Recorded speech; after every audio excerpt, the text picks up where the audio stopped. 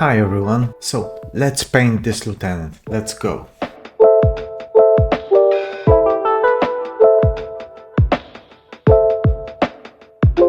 So I had this model for some time and to be honest, I was a bit scared of him. And I don't mean that the model was haunting me in the night or something like that. But there was a lot of hype around this model.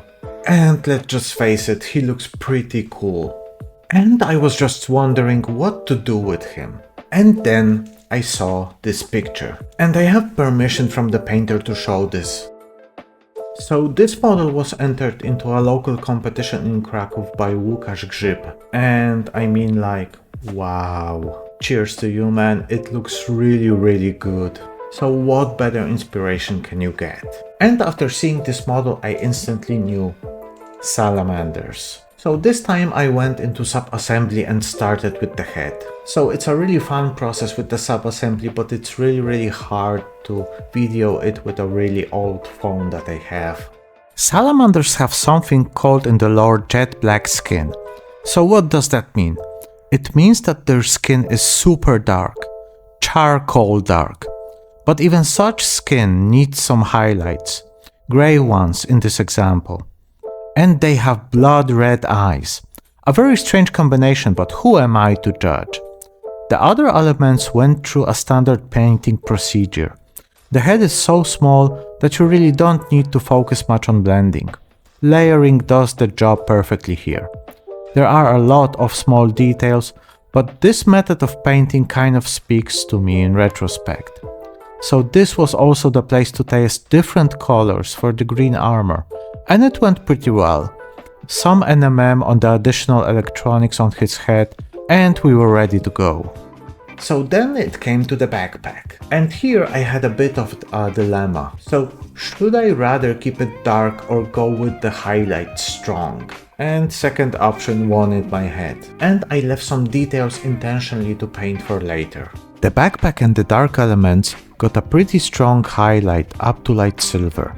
Perhaps it was a bit too much, but nevertheless, it doesn't look bad. And to be perfectly honest, the new airbrush is a marvelous piece of equipment in its use. I have a strong tendency to clog them up, and in this case nothing like this happened. Super precise and super comfortable. I just need to work a bit on my dilution game with the paints, and on my trigger finger to spray softer clouds of paint. The gun got a green cover and the flamer a small burn effect. Once again, this needs to be stated. Salamanders love their flamers. So the main body now. At first it seemed like a really quick and easy thing to do. But unfortunately the more I was painting, the more I noticed that he has a shitload of details on him. But fortunately for me, the new airbrush is spectacular and it covered all of the panels on the armor. So the main color and the highlights and the shadows as well. Afterwards, it was just a surgical fight with all of the details that he has on him. Both of the shoulder pads are 180 degrees different. One covered fully with a Tyranid armor. Really smart.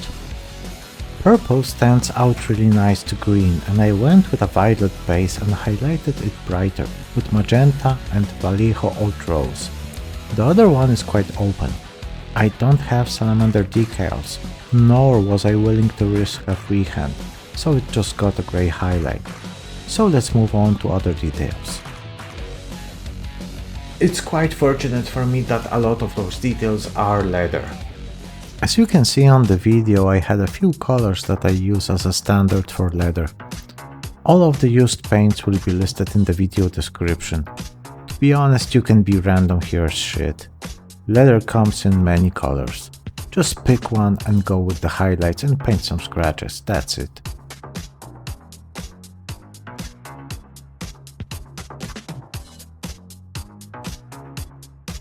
So when it came to the blades, the ones that he has in his arms, I covered him up and started doing it by airbrush.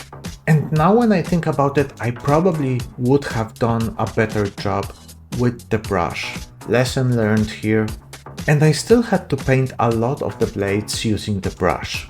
I also wanted an OSL effect. I'm not very keen on it, but I used some fluo paint. And unfortunately, this was the moment that my phone got corrupted and stopped recording. Well, like mentioned previously, this is what happens when you use an old phone with not a lot of memory in it. So, nevertheless, let's see how the model came out.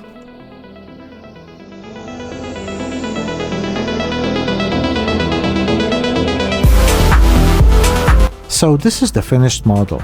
It's another step forward in my painting career. I think he came out quite okay.